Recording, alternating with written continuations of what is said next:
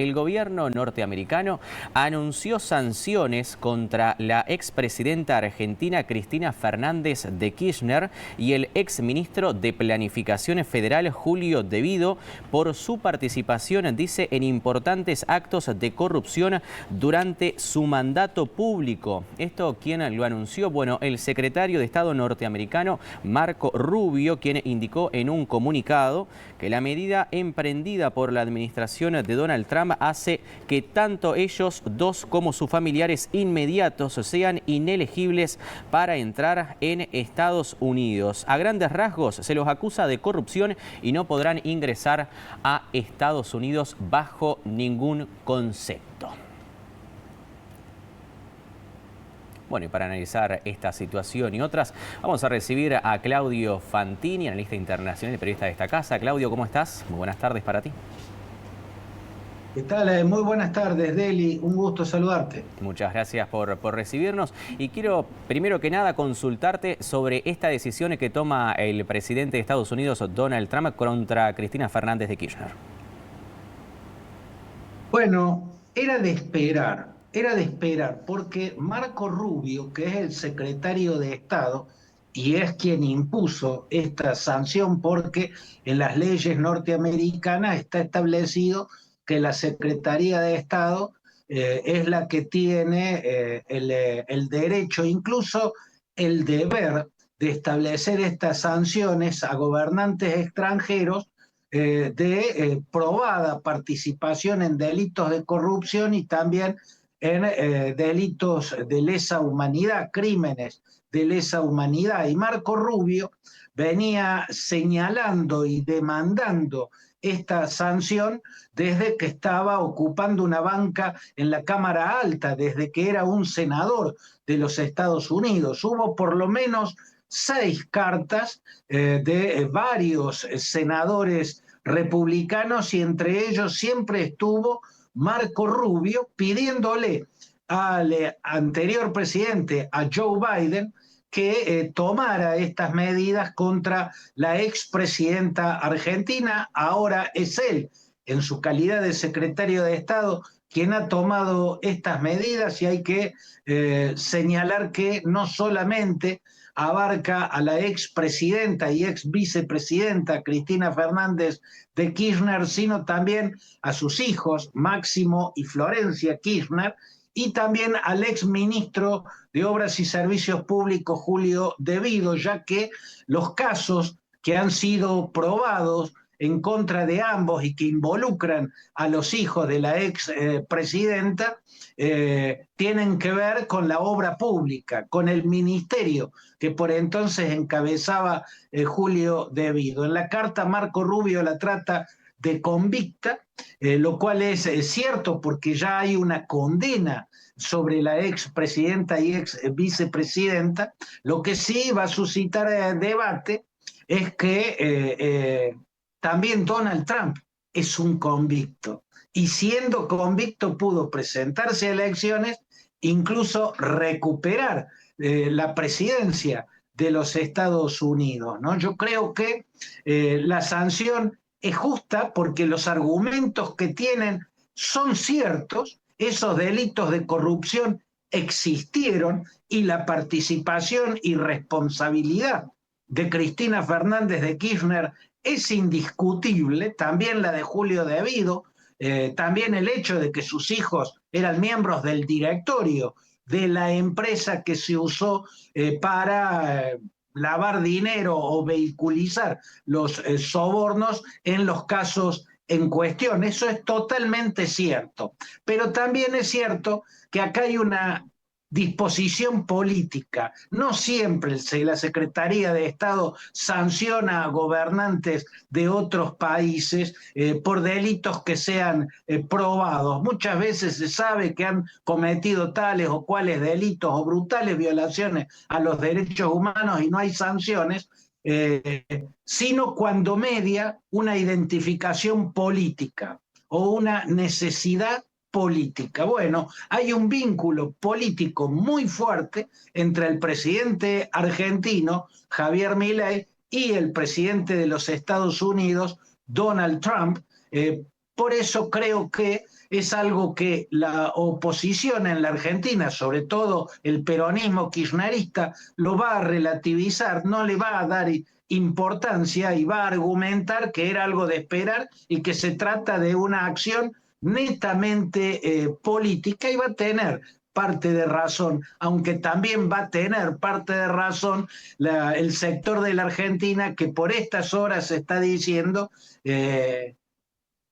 que delinquió y que por ende a Cristina y a las otras personas le cabe la sanción que ha recibido en Estados Unidos. Claro, y también lo celebró a través de su cuenta de Twitter esta decisión el propio presidente Javier Milei. Dejamos este tema por acá, vamos a hablar de este paro convocado por la CGT contra el gobierno de Javier Milei, previsto para el próximo 10 de abril. ¿Cómo toma el espectro político esta medida anunciada, Claudio? Del mismo modo, Deli, Argentina tiene una sociedad partida. Acá se la bautizó la grieta a esa división, fue la metáfora que usó el fallecido gran periodista Jorge Lanata. Y de un lado de la grieta todas las cosas se ven según el monóculo político que usa, y del otro lado de la grieta ocurre exactamente lo mismo. En este caso hay un hecho que es indudable.